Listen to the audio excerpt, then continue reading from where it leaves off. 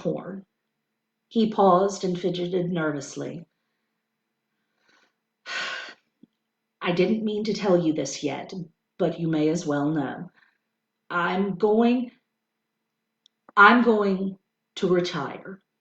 Retire? Shrieked Tucker Mouse. Yes, retire, said Chester softly. I love New York, and I love having all those people listen to me, but I love Connecticut more, and I'm going home. But, but, Tucker Mouse was spluttering helplessly. I'm sorry, Tucker, but I've made up my mind, said Chester. But what about Mario? Said the mouse. He wants me to be happy. He said he wished I'd never come to New York if I was going to be miserable. But all the human beings, Tucker waved his front legs, all the suffering thousands your playing gives pleasure to. What about them? My playing gives pleasure to a lot of people in Connecticut, too, said Chester. Like who? Said Tucker scornfully. Oh, woodchucks and pheasants and ducks and rabbits and everyone else who lives in the meadow. Or bullfrog once tell me that he enjoyed my music more than anything else except the sound of rain on the pond where he lived. Another time, a fox was chasing a rabbit around my stump, and they both stopped to listen while I was playing. What happened? Said Tucker. The rabbit made it to his hole, said Chester. I began the fox's favorite song just as he was about to chase him again, and he stayed to listen. Now, I couldn't do that for any human being in the subway station.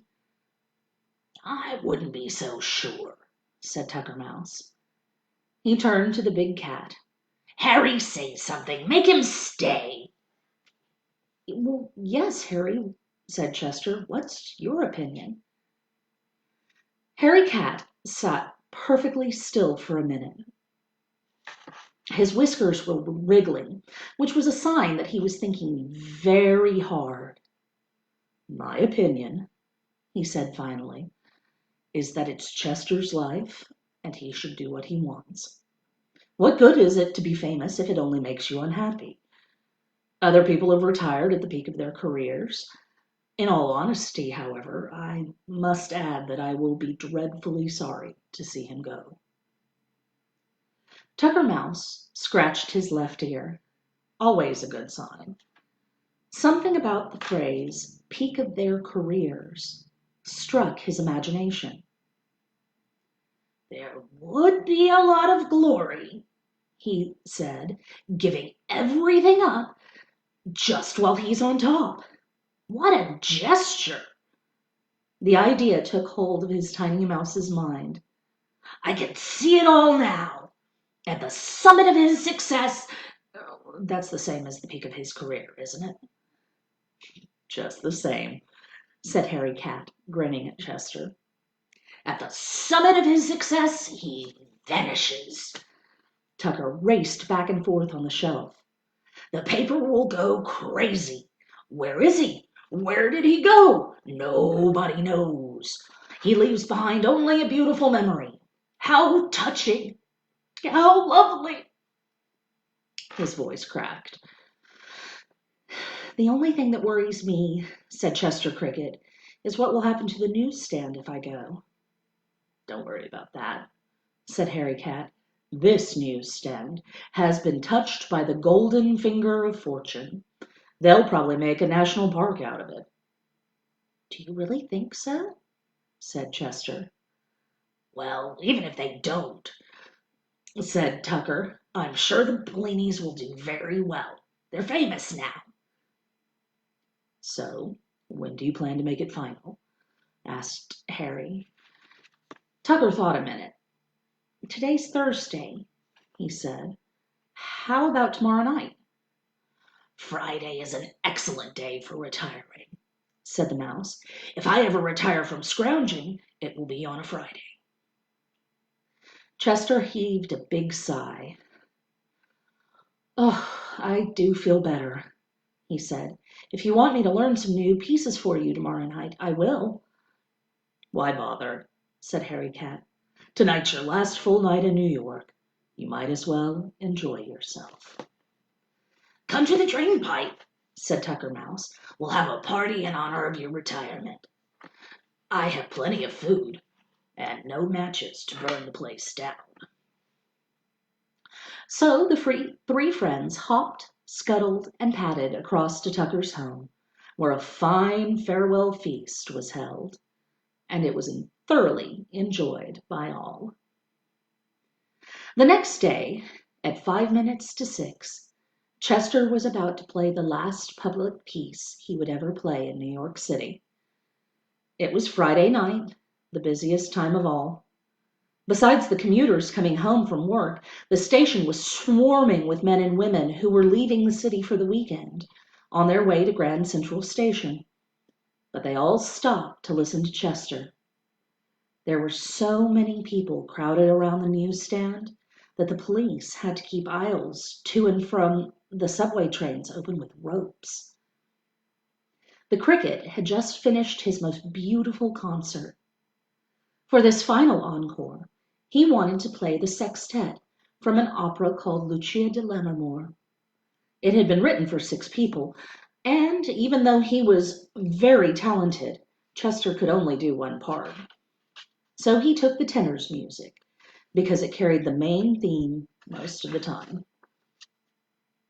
They didn't know it, but Chester was playing the sextet in honor of the whole Bellini family.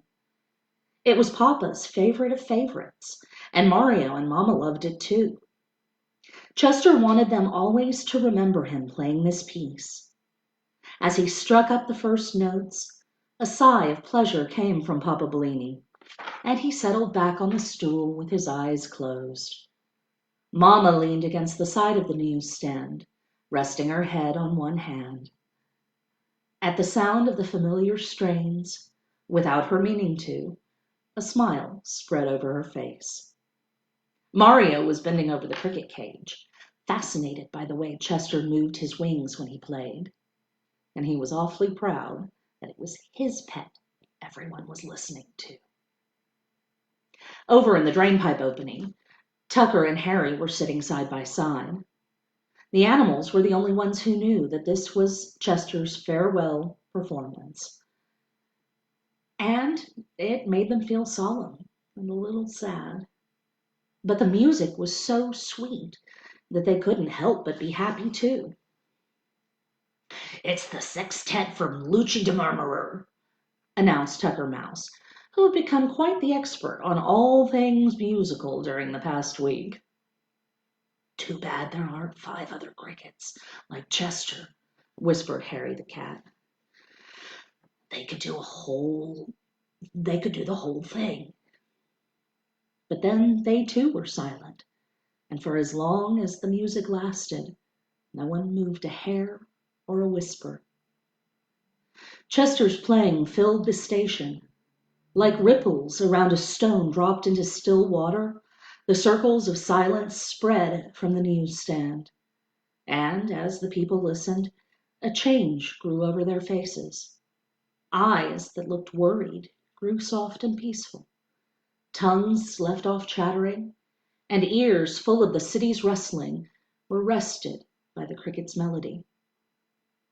The men at the other newsstands heard Chester and stopped shouting for people to buy their newspapers and magazines. Mickey, the counterman, heard him and left off making a Coca-Cola. The 3 girls coming up to the door of the Loft's candy store. 3 girls came to the door of the Loft's candy store. Passengers coming up from the lower level paused before asking the policeman for directions. No one dared break the hush that had taken hold of the station. Above the cricket cage, through a grate in the sidewalk, the chirping rose up to the street. A man who was walking down Broadway stopped and listened. Then someone else did. In a minute, a knot of people was staring at the grate. What is it? An accident? What's happening? Whispers passed back and forth in the crowd. But as soon as there was a moment of silence, everyone could hear the music. People overflowed the sidewalk into the street.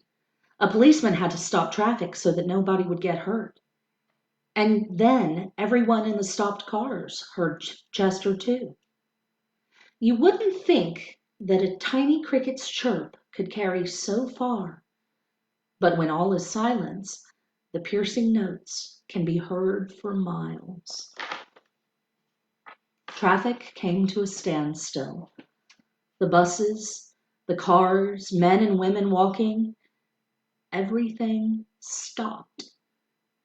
And what was strangest of all was that no one minded. Just this once, in the very heart of the busiest of cities, everyone was perfectly content not to move and hardly breathe. And for those few minutes, while the song lasted, Times Square was as still as a meadow in evening, with the sun streaming onto the people there and the wind moving among them as if they were only tall blades of grass. Chapter 15.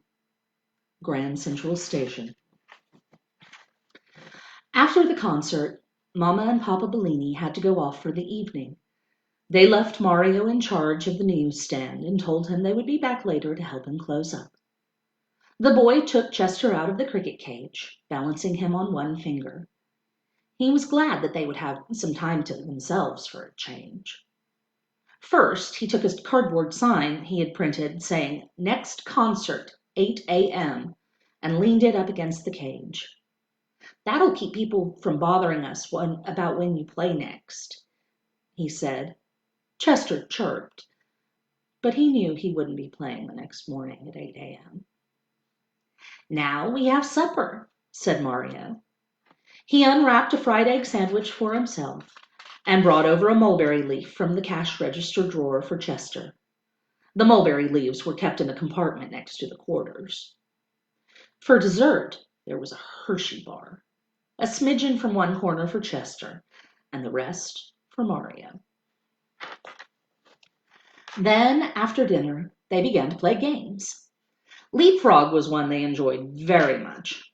Mario made a fist, and Chester had to jump over it. The trick was that Mario could put his fist anywhere he wanted inside the newsstand, and Chester still had to land just on the other side of it. They kept score for half an hour. Chester had 34 hits to 5 misses, which was quite good considering the hard places Mario found to put his fist. Hide and seek was fun too. Mario closed his eyes and counted, and Chester hid somewhere in the newsstand. Since there were piles of paper all over, and since he was very small himself, the cricket found lots of good hiding places. If Mario couldn't find him in a few minutes, Chester would give a quick chirp as a hint. But it was hard to tell whether the sound came from behind the alarm clock, or in the Kleenex box, or from the cash register drawer. If Chester had to chirp 3 times, it was understood he had won the game. About 10 o'clock, Mario began to yawn, and they stopped playing. The boy sat on the stool, with his back resting against the side of the stand, and Chester gave him a private recital. He didn't play any of the pieces he had learned, just made up one of his own compositions as he went along. And he played very softly, so the people in the station wouldn't hear and come over. He wanted this to be for Mario alone. As he listened, the boy's eyes slowly closed, and his head dropped over to one shoulder. But through his sleep, he could still hear the cricket's silvery chirping. Chester ended his song and sat up on the shelf, looking at Mario. A psst came up from the floor, just as it had on his first night in the newsstand. The cricket looked over. There was Tucker again, gazing up at him. It struck Chester as funny, but he had never noticed what a likable expression the mouse's face always wore. "You better hurry," whispered Tucker. "Harry found a timetable, and the train leaves in an hour." "I'll be over in a minute," Chester called down to him. Okay, the mouse answered and scooted across the station floor. Mario's right hand was cupped in his lap. The cricket jumped down into the palm of it. In his sleep, the boy felt something and stirred. Chester was afraid Mario would wake up, but he only settled into a new position. The cricket lifted his wings and drew them lightly together. There was all his love, and goodbye too, in that one chirp. Mario smiled at the familiar sound. Chester looked around the newsstand, the box of Kleenex, the alarm clock, Papa's pipe. When he came to the cash register, he paused. Quickly springing to the edge of the drawer, he vanished back into the darkness. When he came out again, the little silver bell was hooked over his left leg. Holding it tight against him to muffle the tinkle, he jumped to the stool, to the floor, and out of the crack. "What's the bell for?" asked Tucker when he arrived at the drain pipe. "It's mine," Chester said. "Mario said so, and I want it to remember everything by." Tucker rummaged through the crowded corner of his home, which was the pantry, and found a tiny package bound with Scotch tape. "I packed some supper for you to have some on the train," he said. "Nothing very much. Well, I mean, delicious, of course, but a piece of sandwich and a chocolate cookie, but none too good for such a talent." "Thank you, Tucker," said Chester. He wanted to sound very cheerful, but the words came out sort of gulpy. "Well, I guess we should go," said Harry Cat. "I guess so," said Chester. He took one more look through the drain pipe. From down the tracks came the murmur of a shuttle. Mario was still asleep in the newsstand. The neon lights shed their endless blue-green glow. The cricket wanted to remember every detail. "It's funny," he said at last. "Sometimes the subway station looks almost beautiful." "I've always thought so," said Tucker. "Come on," said Harry Cat. He and Tucker padded along beside Chester up to the sidewalk. Above ground, the night was fresh and clear, not as hot as summer nor as cool as autumn. Chester jumped up on Harry's back and took hold of the fur there. He probably could have made it down to Grand Central Station jumping by himself, but it saved time to be given a ride. And crossing the streets would have been a problem too for a cricket raised in Connecticut. But Tucker and Harry were experts at traveling in the city. Not a single human being saw them as they glided soundlessly under the cars that lined 42nd Street. When they reached the station, Harry led the way through a maze of pipes and deserted rooms and back halls down to the level where the trains were. He was a great explorer, Harry Cat, and knew most of the secret ins and outs of New York City. The late local express was leaving on track 18. Chester hopped onto the rear platform of the last car and settled himself in a corner where it would be out of the wind. And there were only a few minutes left before the train started. "How will you know when you get to Connecticut?" asked Tucker. "You were buried under sandwiches when you left there." "Oh, I'll know," said Chester. "I'll smell the trees, and I'll feel the air, and I'll know." No one said anything. This was the hardest time of all. "Maybe you could come back for a visit next summer," said Harry Cat, "now that you know the way." "A return engagement to the newsstand," said Tucker. "Maybe I can," said Chester. There was another pause. Then the train gave a lurch forward. And as soon as it started to move, the three friends all found that they still had millions of things to say to each other. Harry shouted that Chester should take good care of himself. Tucker told him not to worry about the Bellinis, he would look after them. And Chester just kept chirping goodbye as long as he could. For a while, the two who stayed could see the cricket waving. But then the train rushed away into the darkness of the tunnel and was lost.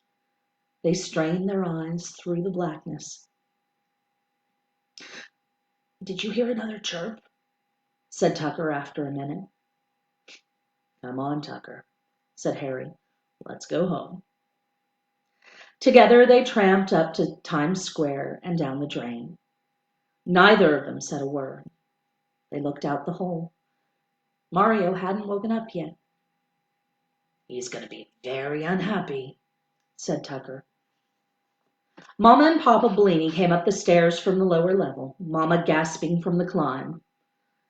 Papa gently shook Mario awake. Suddenly, Mama's gasping stopped and she said, "Where's the cricketer?" They searched the newsstand completely, but couldn't find him. Mama was sure that the man who tried to steal the bell had come back and Cricket napped him. She wanted to call the police. Papa thought he might have stepped out for a breath of fresh air. But Mario was quiet, thinking. He looked through the cash register drawer in every compartment and then pulled the drawer out completely. The back space was empty, except for Mama's earring. "He won't come back," said Mario. "How do you know?" said Papa. "The bell's gone," said Mario. "You and I and the cricket were the only ones who knew where it was. If a thief had taken it, he would have taken the money from the cash register too. My cricket took it and went home." Mario's voice dropped off abruptly, but then it came back firm. "And I'm glad."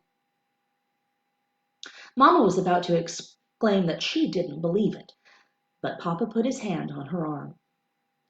He said that he wasn't sure, but it might be. Mario didn't say anything more because he knew. They put on the cover of the newsstand and went down to their subway. Tucker Mouse looked at Harry Cat. "He knows," he said.